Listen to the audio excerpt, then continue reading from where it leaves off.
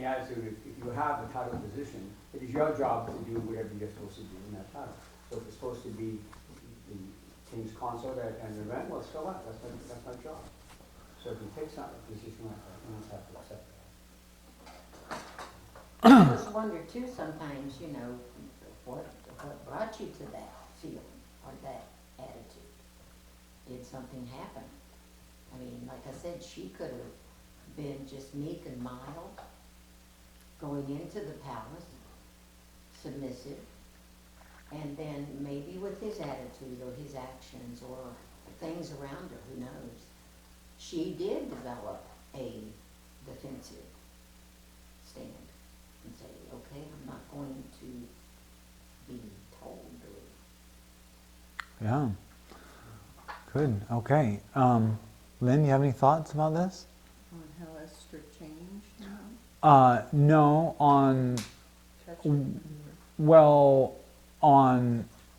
now that we have gone over the king's character, does that shed any light on Vashti, why she didn't come when he sent for her at the banquet?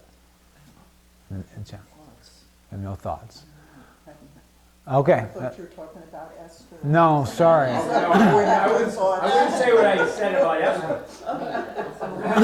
I just didn't hear you. Yeah, that's okay. All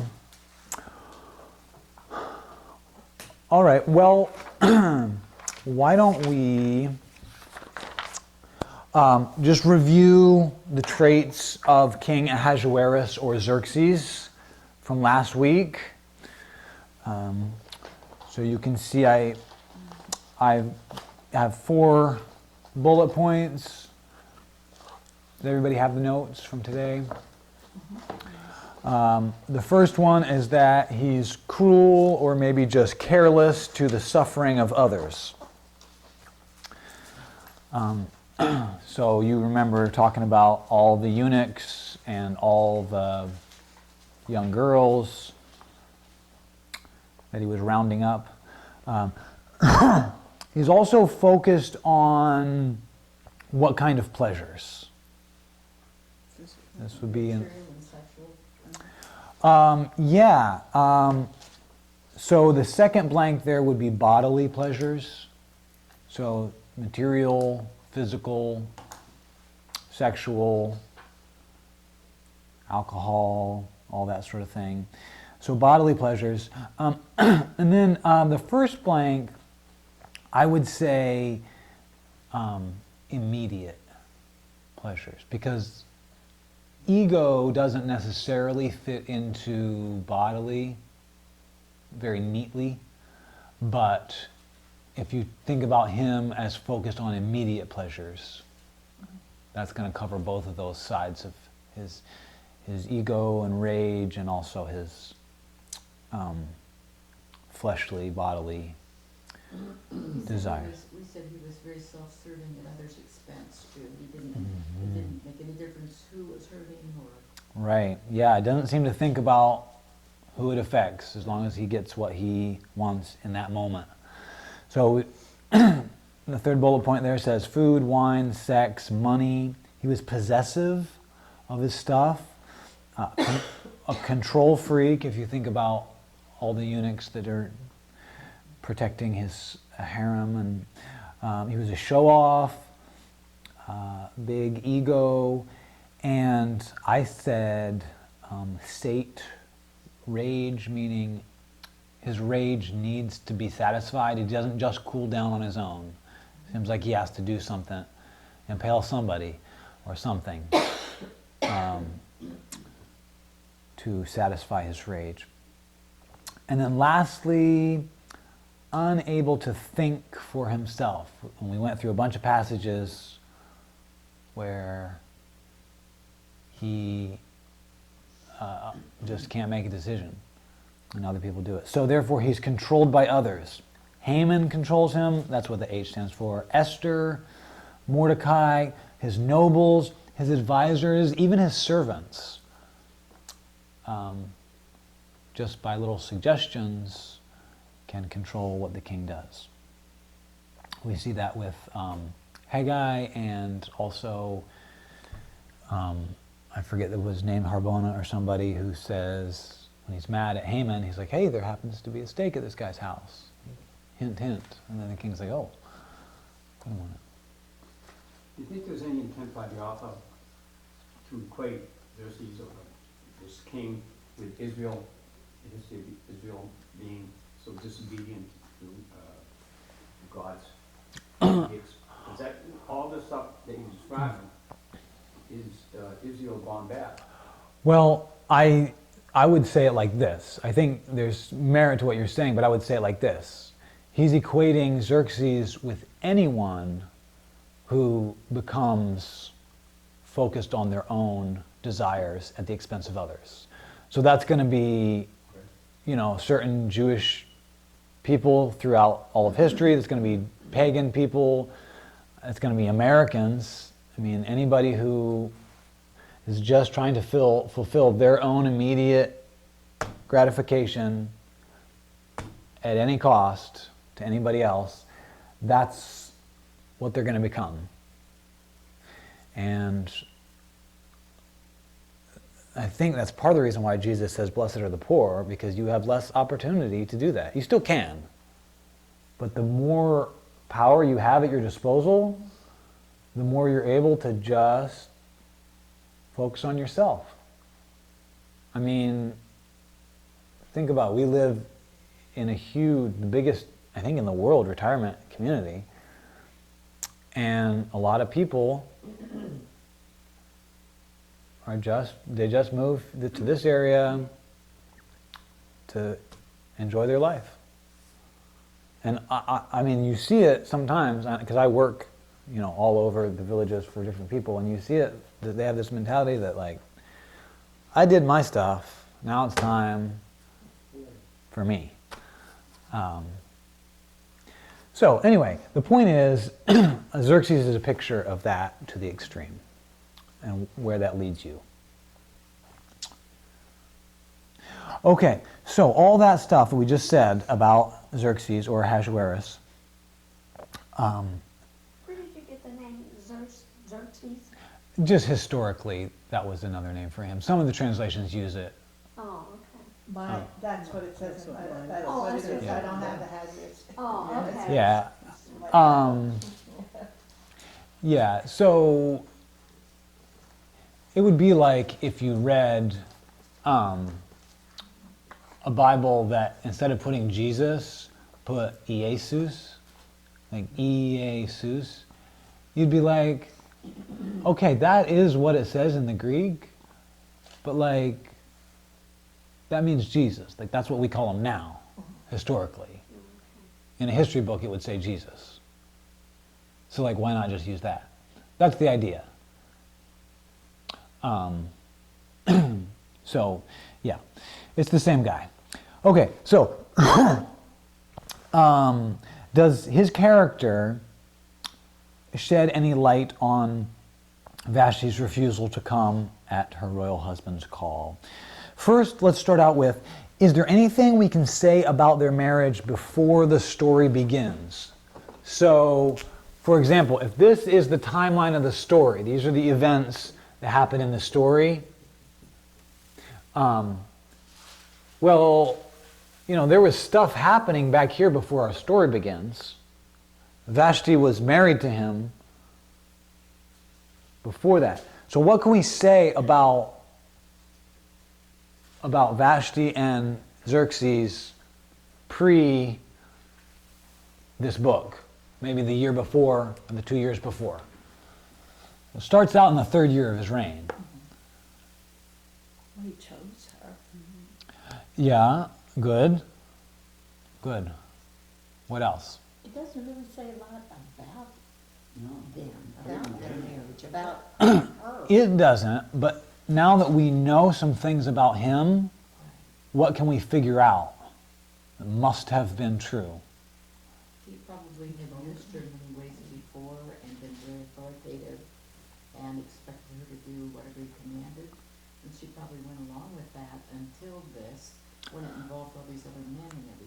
Okay, good. So we know that this is the first time that she disobeys him like this, because he's like, what talks to his advisors, what do I do about this? She's not obeying me. When he was drunk too. Yeah, at least it's the first time, probably first time, or at least the first time that he knows it. Maybe she's done it before and he didn't know. But at the very least, it's the first time he's noticed it. She's also, if they were married for 3 years, you said, before this.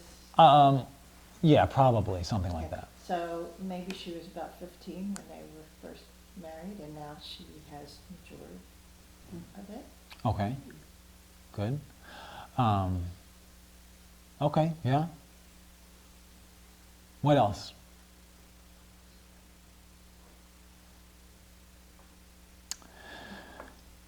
She knows, I mean, she's been married to him, so she knows him. She knows what his driving motivations are. She knows he has a bad temper. Okay. Those would go on the left. I think I have sides to the blanks. So, I mean, she knows him. She knows his sex and ego issues. He's materialistic. And she knows that he has a bad temper. So let's leave the right side blank for now and move on to the next one. We'll come back up to this.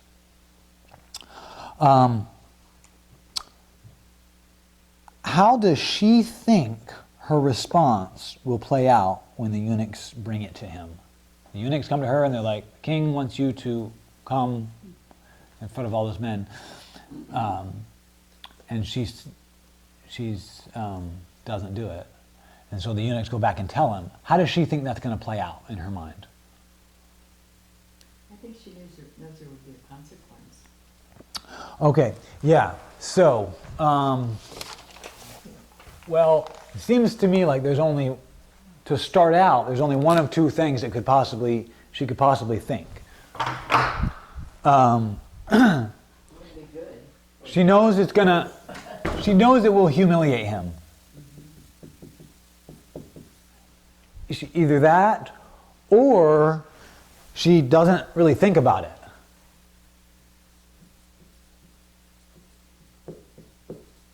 Those would be the two sides. She either knows, she says, "I'm not going to do that," and then they leave, and she's either thinking, they're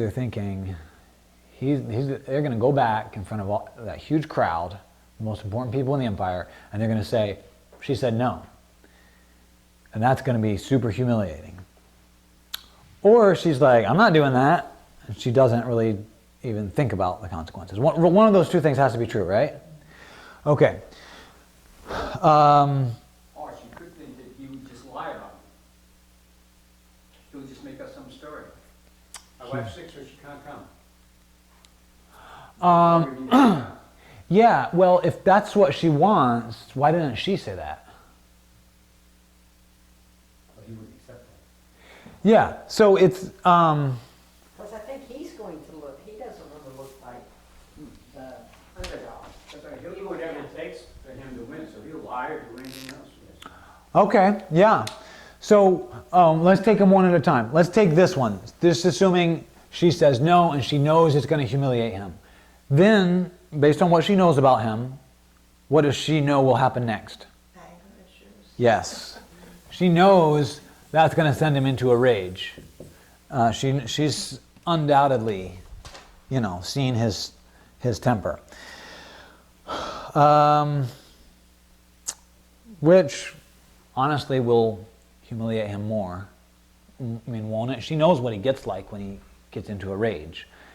And if that's going to happen publicly, that's going to lead to more humiliation. That's not really an important issue right now, but... Do you think that she would get, after she thought about it, do you think maybe that she would get fearful? Or like, "Oh no, what have I done?"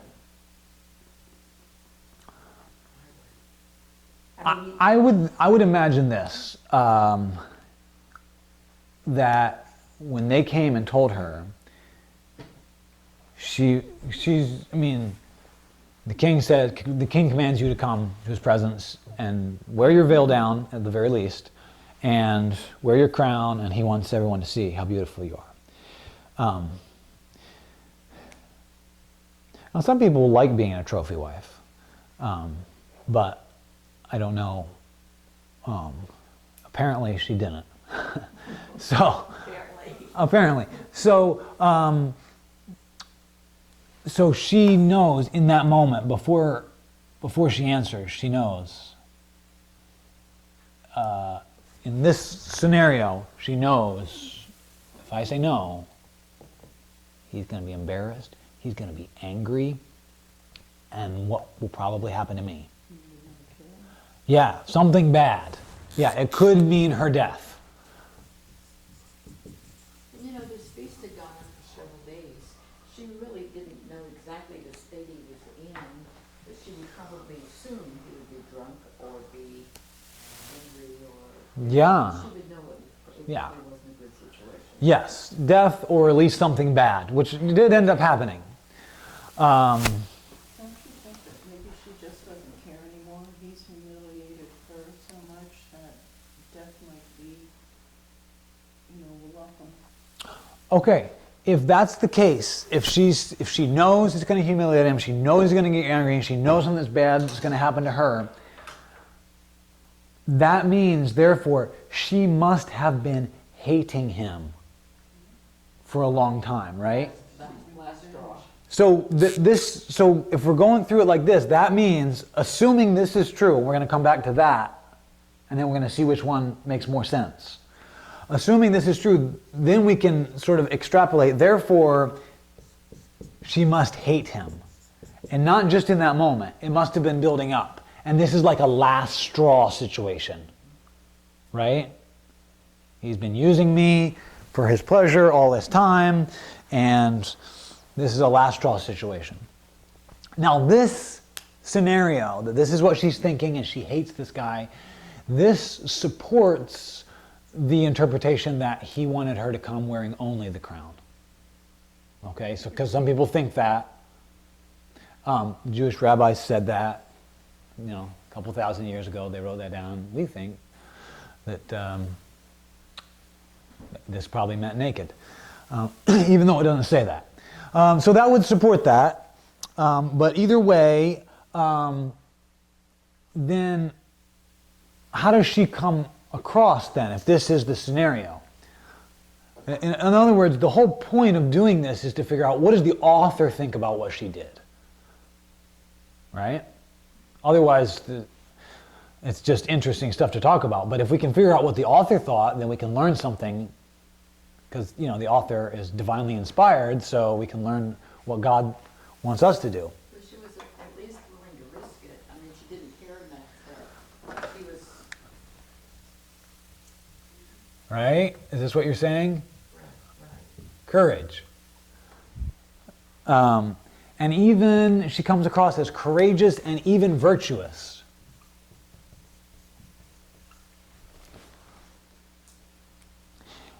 And along these lines, God used it.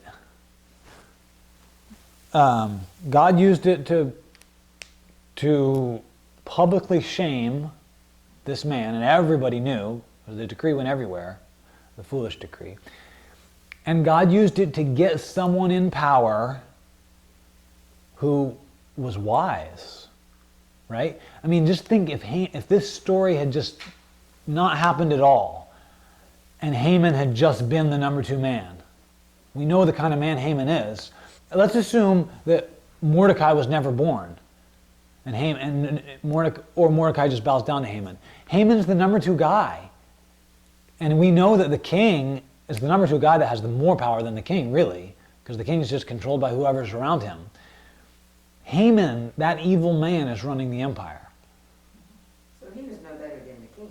He was worse. Well, okay, let me rephrase that. But Vashti Yeah. opened the door for Esther. Right, If that hadn't happened, Esther Right. would have been called up. so God used her courage and her virtue, and it seems like, she makes this self-sacrifice. She's like, I am not going to do that for whatever reason. I'm not going to do that.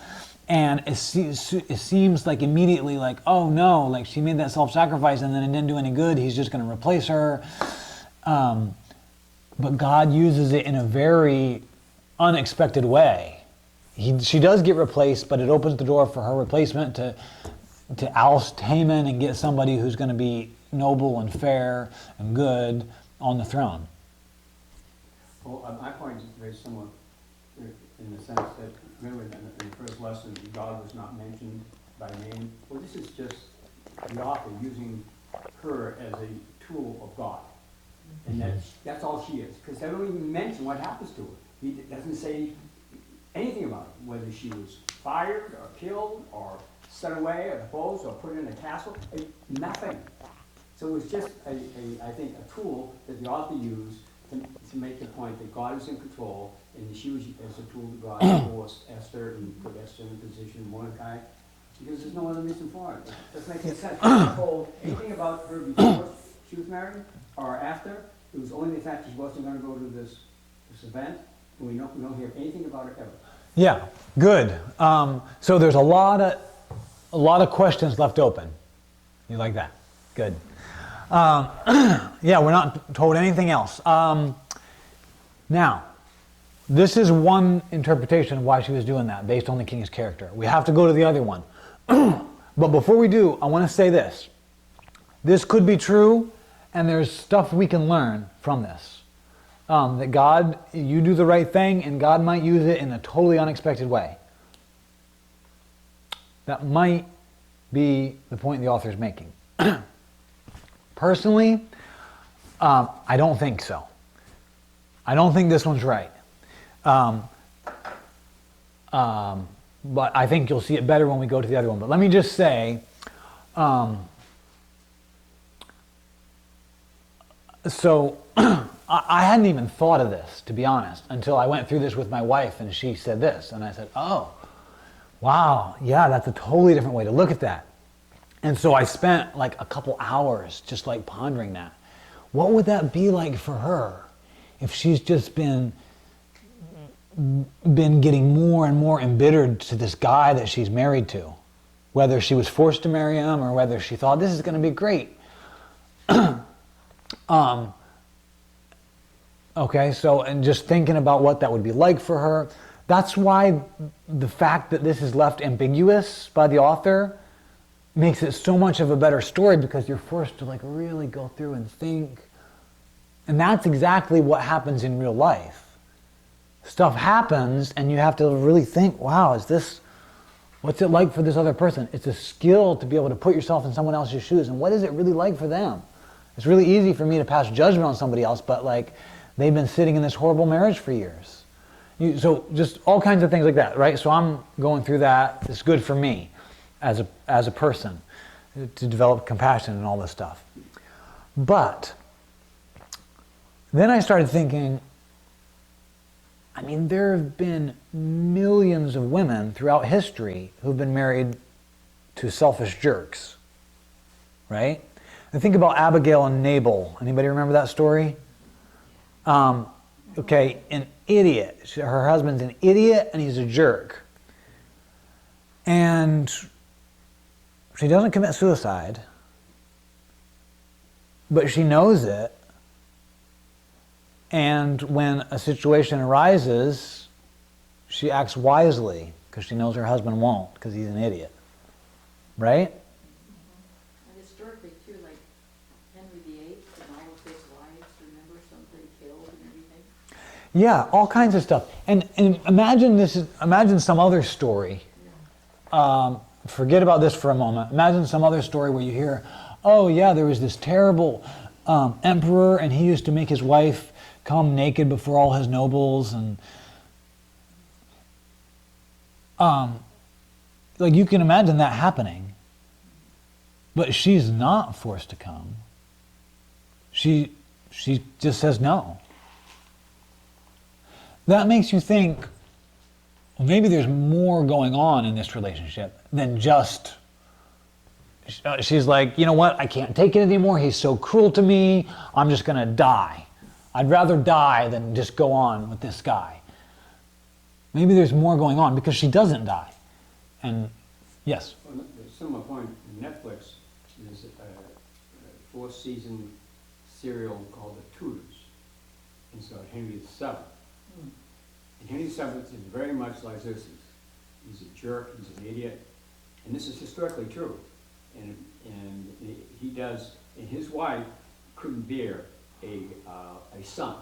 He had a daughter and a son. And he acts just as much a jerk as Xerxes does. And it's very similar. It's a repeating pattern of abusive kings. Yeah, oh, well, yeah. I mean, power corrupts people. Yeah, that's a good point. Okay, let's move over to this one and let's just assume that she doesn't think, oh, this is going to be terrible. So let's back up to what can we say about their marriage before the story starts, because there's a couple other things we could say. Let's see here. Okay, well, we know this. Before the story starts, we know Vashti was very beautiful. That's point number one. On the right side of your up above in the question above, Vashti was beautiful. We know this. Xerxes, you can just abbreviate this however you want, had a weakness for female beauty. Right? We know that. And this is all before the story starts. And I think it's safe to assume that Vashti knew that the king can be controlled. I mean, all throughout this whole story, starting in chapter 1 all the way to the end, the king is constantly being controlled by somebody else. Okay, after 3 years of marriage, if she hasn't figured that out, and she hasn't been looking around at what's happening, right? I mean, he gets a new wife and he's like, whatever you want, just name it and I'll give it to you. So did she become manipulative? Okay, that's what we have to dive into on this side.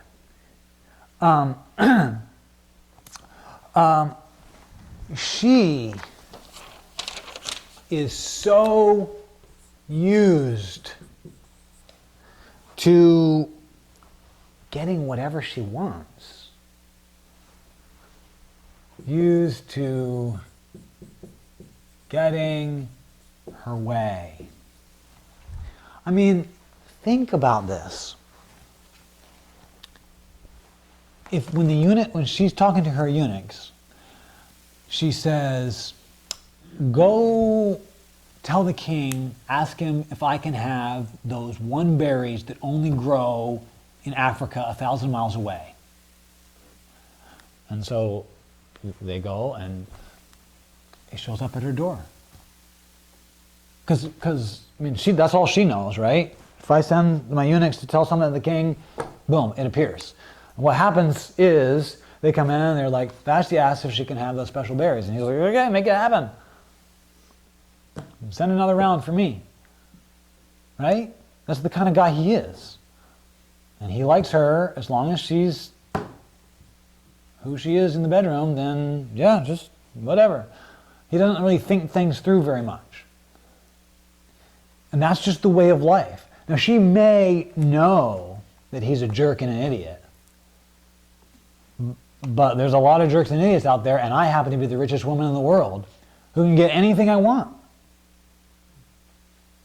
Now that paints a very different picture, doesn't it? Okay, now, she gets whatever she wants. Have you ever noticed that a luxury, when you get a new luxury, very quickly becomes the necessity? Is that a C after that? Have you ever noticed that? Like, you ever heard someone say, boy, I don't know how I lived without that, right? You remember the phones that, you know, through my whole childhood and teen years had a little curly thing, and so the phone rings and you have to go and you have to like stand by the wall and talk. I mean, it's like crazy now to think about that. You feel like you're like, Sarah, can you get me the It's like crazy. Why were we like standing by the wall? You know what I mean? I mean, my family, it was in the kitchen, and we didn't have a chair there. It was just like a little place, and you just had to stand. And my mom would be like stretching it out and like trying, and like trying to like cook something.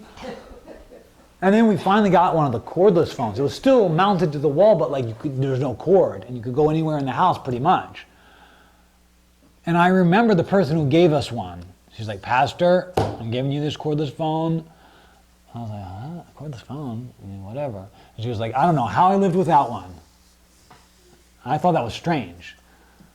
And then, pretty soon, I was like, how could you be a fool standing by the wall? Right? It was a luxury, and pretty soon it's like, duh.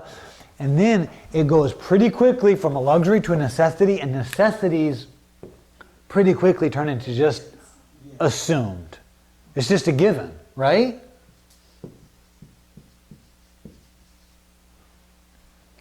I didn't want to abbreviate that one because, you know. But,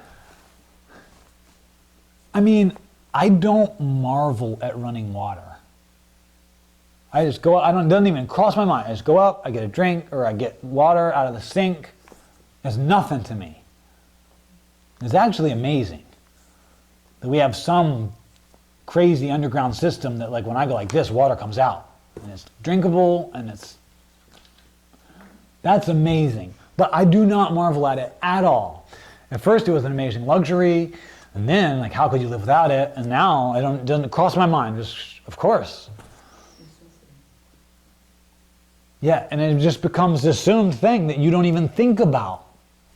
Now, she has a luxury that A, she's the queen of the whole known world, and B, the guy who really has the power can totally be manipulated, totally be controlled. It's very hard to imagine that she knows this and doesn't do it, right? Like, if there was a button in your house and you could push and you would get anything you wanted, would you use it? You would use it, right? Definitely. Maybe the first time she was nervous, and the first time she like tricked him into getting her something, she's like, don't you think it would be in your best interest if there were a swimming pool in the palace, or whatever she wanted? And then he was like, oh, yeah, you're right. Good idea. Make it happen. Wow, that was easy. It would happen so quickly that is just the way things run in her life, in her world. Now, Vashti got careless. She was so used to it. Because the king can't know that he's being manipulated. He can't know he's being controlled. He has to feel like he's in control. Vashti forgot to use discretion. She forgot to be discreet, which means that power that she can wield so easily has to be wielded in private. Power needs to be used with a little bit of awe and a little bit of care and restraint. You don't always use it. And wisdom. But power corrupts. Even people who are potentially virtuous, like Vashti. And she got very used to getting whatever she wants, and she doesn't think, you know what, in this situation, what's it going to be like for him if I get my way now? I always get my way with him, but right now, if I get my way, that's going to be very bad. If she would have thought all that through, this time I probably shouldn't send the eunuchs to the king to get what I want. She became careless. Yes. Yes. She, even though she comes across as a much better character than the king, because either way, he shouldn't have been showing off her beauty to other men. Even if it's just the way someone does today, right? Who's kind of proud of his beautiful wife. Just walking in church with her. Even in that way, that's not really what it's for, right? It's not meant to be like a pride thing, that you got a beautiful wife and more beautiful than somebody else's. That shouldn't be the way it works. But at the very least, that's what's going on with the king. But so that they come in, they're like, the king wants you to go, and because he wants everyone to know how beautiful you are. I mean, some people would consider that flattering, but it's not really good, and she doesn't want that, and she's like, no, just tell him I'm not coming. It's kind of goofy because if you really love somebody, you don't want to share them. Yeah, the king's love is pretty much just selfishness, lust, and pride, and look what I get for me. So there's two very different ways of looking at it. Let me just put this. Vashti got careless. So she is one of the most powerful people in the world if she has him at her disposal, which she does. And then Haman became the most powerful person. And then Esther, and through Esther, Mordecai. So there's all these other people who are wielding the real power because the king is just consumed with eating and having sex. And so that's all the power does for him. Okay. So it's fair to view it this way and to get that lesson out of it. But my personal opinion is that this is what was actually happening. It's not a slam dunk. It's not absolute proof that that's the way it was. But that's what I think. So, but either interpretation is possible. But you see how much richer the Bible is when you don't just slap a moral of the story on it. You sit there and you ponder and you think about the characters. And what would that have been like? Well, and see, I had this all written up, and this was a lot of time for me to pondering all this. And then Kate throws this at me, and I was like, oh, wow, that's a whole different way of looking at it. And then I had to go through and weigh, and I was really starting to be like, actually, at first, the first couple steps, I was like, no, I like mine better. But you can't do that with the Bible, because you might be wrong. So I had to say, well, wait a minute. Let's put mine aside. I kept thinking of reasons why this side was more correct. I said, let's put that aside and let's really try to get into Vashti's point of view.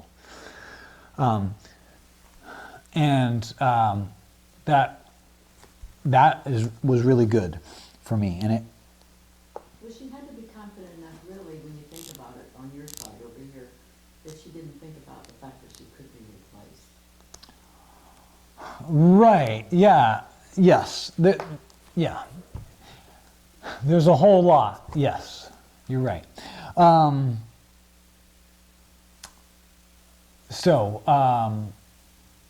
The point is, the broader point for all of the Bible is take time and ruminate on the characters and think about them and think about different possibilities. And then do this.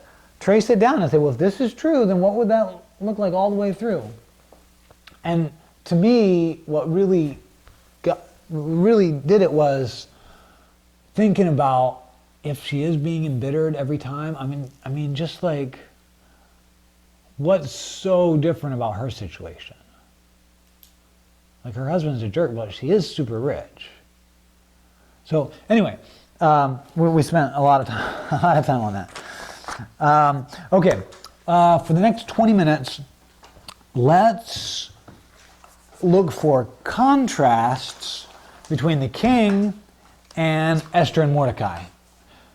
For the purposes of today's lesson, we're just going to put Esther and Mordecai together as a package deal. So, the next page has the the verse all typed out. Would someone like to read chapter 2, verses 10 and 11? I'll read it. Esther had not revealed her nationality and family background because Mordecai had forbidden her to do so. Every day he walked back and forth near the courtyard of the harem to find out how Esther was and what was happening to her.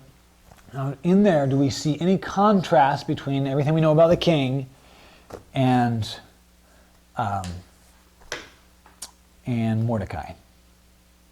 Well, they were both possessive in a way. Okay. Yeah, that's good. He brings back that. Okay, good. What about, is there any contrast, any ways in which they're different?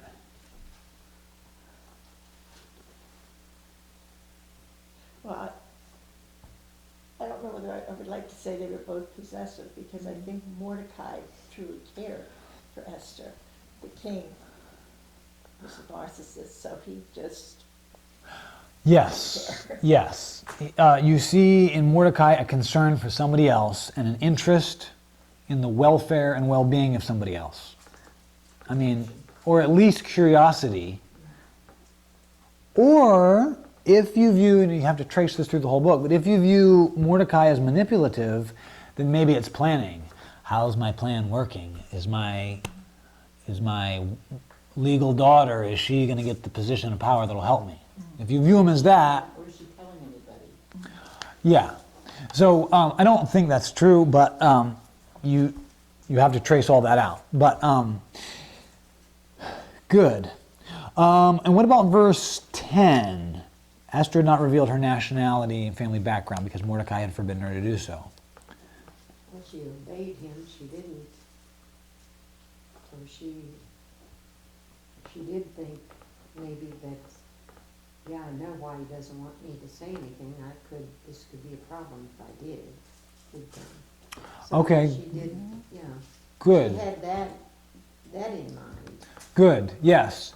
And then what about Mordecai? Does it show anything? It could show cowardice or being ashamed of God. But there's something else it could show. It would be a contrast to the king. It would be something like planning ahead, which the king doesn't do, or showing discretion, showing prudence or wisdom or restraint, thinking, let me just think about, we're going to be going into a situation where there's going to be people from all over, and there's some people don't like Jews, and let's just not talk about this. So, depending on some interpretation, it could be cowardice, it could be wisdom. We don't know which it is yet, but that's at least one of those could be a contrast to the king. What were you going to say? Well, I was just going to back up the wisdom aspect, because he knew Haman hated Jews, so why emphasize the fact that the daughter who might be chosen to is a queen that can manipulate him? Why throw that extra wrinkle into it? That's just intelligence. You know, to tell him with Haman around how easily the Also- king was swayed. Yeah, also, I know, I'm going ahead a little bit, but when the Jews were able to defend themselves, I was amazed at the number of people that were killed. So there were a lot of enemies. Yes, that's a very important fact. At the end of the book, they killed tons of people, and I don't know if you noticed, they don't take the plunder. Yes, I did notice. Which means, why do you kill people if you're not taking plunder? Because either they're trying to kill you, or they're just an enemy that is often trying to hurt you in everyday life, either on that day or in general. So yeah, there's a lot of enemies. Now you have to think about it from a point of view of wisdom is sometimes used as an excuse to cover up cowardice, right? Yeah, I mean, think about from Peter's point of view. The guy I care about, my Lord and Savior, Jesus Christ, I love him, but if I admit that I love him right now, I'm just going to get executed with him, so the smart thing to do is just to be like, oh, Jesus, what are you talking about? I don't know that guy. So you see what I'm saying? We just have to be really careful because wisdom is important, but you can almost always use wisdom to cover up something else, like stinginess, I'm just being wise with my money, or cowardice, all kinds of things, like, yeah. Hospitality, another one, oh, you don't want to let people into your house, you don't want to pick up a hitchhiker, you don't want to help people out because they might hurt you. Yeah, that's true, they might. Jesus helped out a whole world of people and they hurt him. So, let's move on. 2:15. Ellie, could you read that? Sure. When the turn came for Esther, the young woman Mordecai had adopted the daughter of his uncle Abihail to go to the king. She asked for nothing other than what Haggai, the king's eunuch, who was in charge of the harem, suggested. So this could just be blind following, like the king, if you view Esther as like a ditzy blonde type character. You'd have to play that out throughout the whole book and see if that's the way she comes across. I don't think she does. And so assuming that it's not that, what could it show that would be a contrast to the king about her? That she doesn't care for material things. Okay, good. That would definitely be a contrast. What else?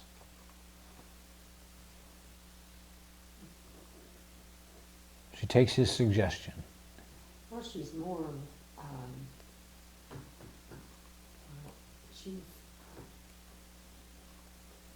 she's caring, but she thinks more of the bigger picture. Okay, so something like wisdom, Yeah. thinking it would be really fun to like get all diddied up, but, because she's, like a 14-year-old girl, but this guy, I think she just had more finesse. yeah, so, okay, she got some wisdom.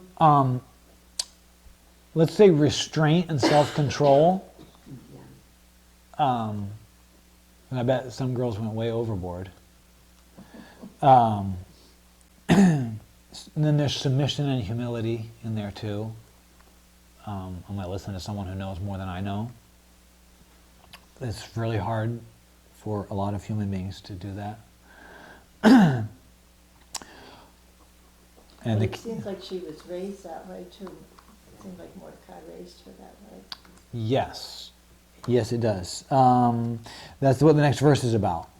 Go ahead and just read that one too while we're there, Ellie. Okay. But Esther had kept secret her family background and nationality, just as Mordecai had told her to do, for she continued to follow Mordecai's instructions as she had done when he was bringing her up. So she's willing to submit even when she no longer has to. She's always on guard, maybe, before she acts or says. She's always on guard. Okay, yeah, that would be something like prudence. She's not just like whatever whim flies into her mind, she does it. Which means that it's a contrast not just to the king, but also maybe a contrast to Vashti. Right? Yeah. She's thinking things through before she does it. This also shows us something about Mordecai. I think I mentioned this in a previous week, but he exercised his parental authority or control with wisdom and love, not self-seeking, manipulative, and capricious control, like whimsical, cruel control like the king. The king is just like, you do what I want. I don't care if you hate it. He is exercising a kind of control where he's using wisdom. So he's either explaining the wisdom to her, like I try to do with my kids. No, you have to go to school because they're always like, why do I have to go to school? Well, because you're only allowed to miss 5 days per marking period, and we've still got 2 months to go, so you better go today.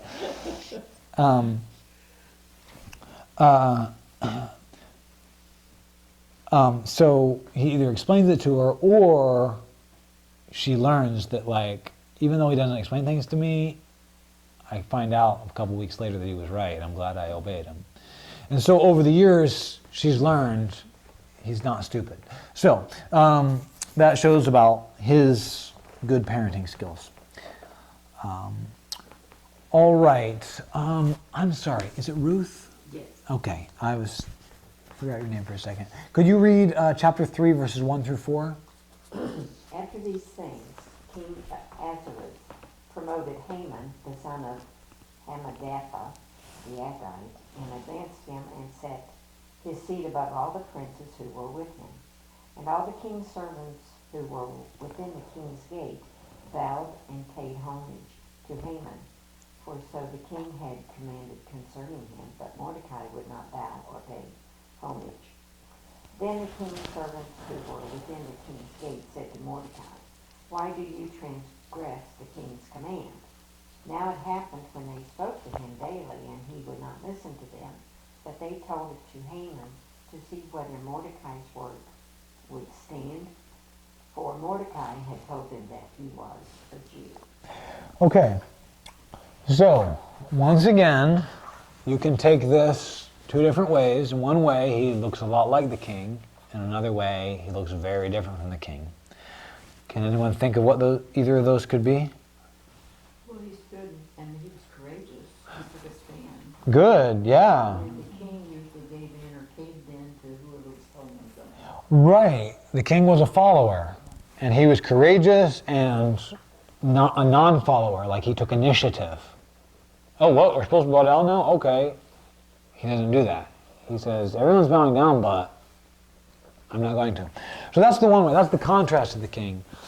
The other one, if you view him as like proud, it's an ego thing, that's why he won't bow down, then he kind of looks a lot like the king. Mordecai does. You see, if they're like, the king commands you bow down to this person.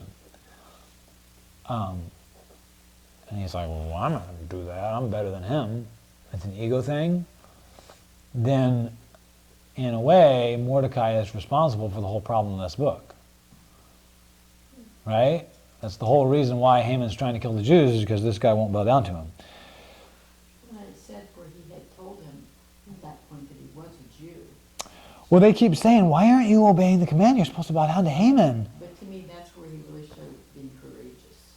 Because even though they knew he was a Jew, he stood up for God. Right, yeah. In explaining why he won't do it, he does say, I'm Jewish, so that's why I'm not going to. And it probably explains some of the history. Because they asked why he was disobeying, and he told them. Yes. I agree with you. It's okay to disagree. No, I do agree with you. I just think it's important to always leave both possibilities open and think, if it's this, how does that affect the story, and how does that work its way through the whole book? Or if it's this, how does that affect the story? And just like, okay, maybe Esther's just a ditzy blonde, and Haggai's like, why don't you only wear pearls? And he's like, okay, whatever you say, I just want to look pretty. Okay, if that's the way it is, then you have to support that through the whole book, right? And the same thing here. And most of these things, once in a while we're just curious about something the author's not interested in, but most of the time the author purposefully doesn't tell you to force you to think it through. Because when you're living your life and you see somebody do something and you're like, are they being wise or are they just being stingy? Right? Like that company Love Inc., they help out the working poor. But if somebody calls and says, I can't pay my rent, can you pay it? And they say, no, we don't do that. We'll teach you a class on budgeting so that you can pay your own rent. We don't do that. Are they being stingy or are they being wise? And you have to think it through. That's how, and then with individuals too. So the Bible is teaching you how to do that. Teaching you how to have discernment when you look at a person. In this case, the people are characters in in the Bible. They're not, they're not physical people. They're Well, not it's now. With him admitting of being a Jew, he could have been killed on the spot. Yes, no? This was a very multicultural kingdom, empire, multi-ethnic. So Haman, regardless of whether or not he admitted he was a Jew, he disobeyed a king's command, and Haman could have had him killed. Haman was very powerful. But Haman doesn't want to just have him killed. He wants to have all the Jews killed. So, okay, do we have time? No, we don't have time to go through. I wanted to go all of chapter 4. But let me just highlight one contrast.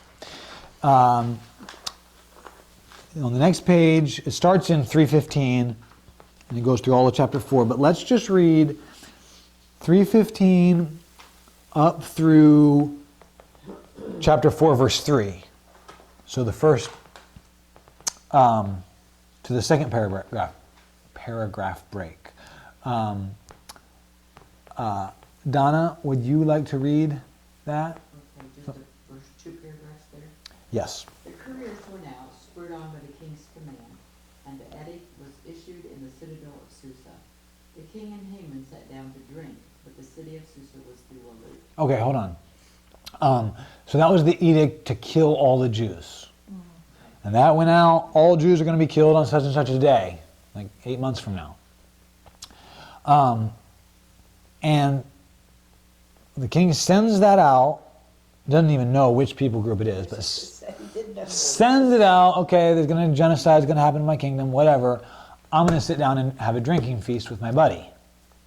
Okay? So the king's reaction to this edict is to have some more wine. And the city of Susa is bewildered. And now let's look at Mordecai's reaction to this edict. Keep going. When Mordecai learned of all that had been done, he tore his clothes, put on sackcloth and ashes, and went out to the city, wailing loudly and bitterly. But he went only as far as the king's gate, because no one clothed in sackcloth was allowed to enter it.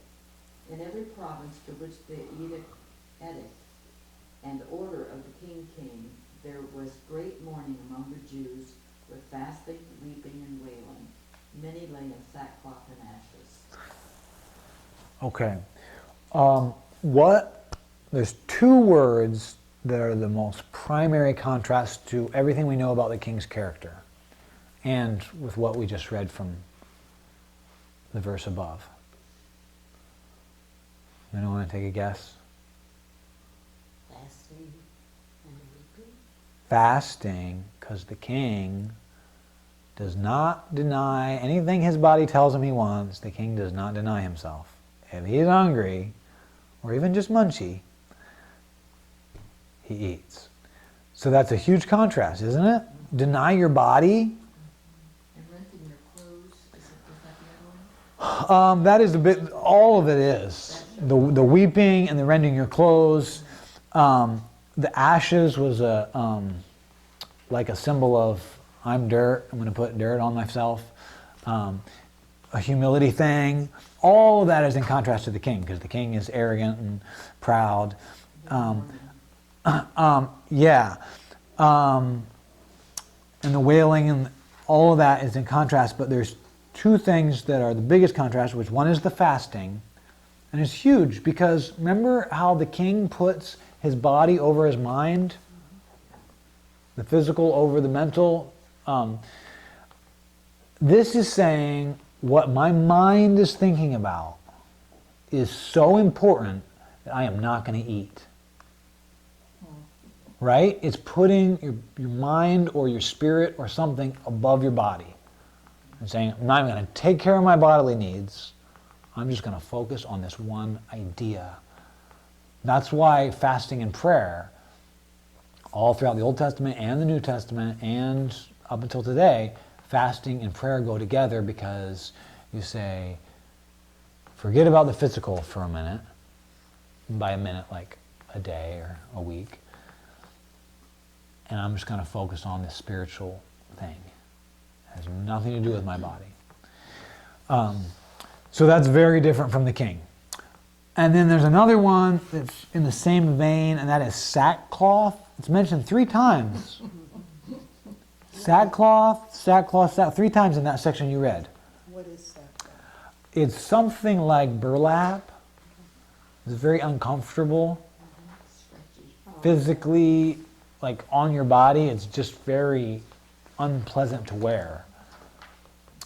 And the king, anything that's unpleasant to his body goes, right? And the king does not do that. It's very similar to fasting, if you think about it.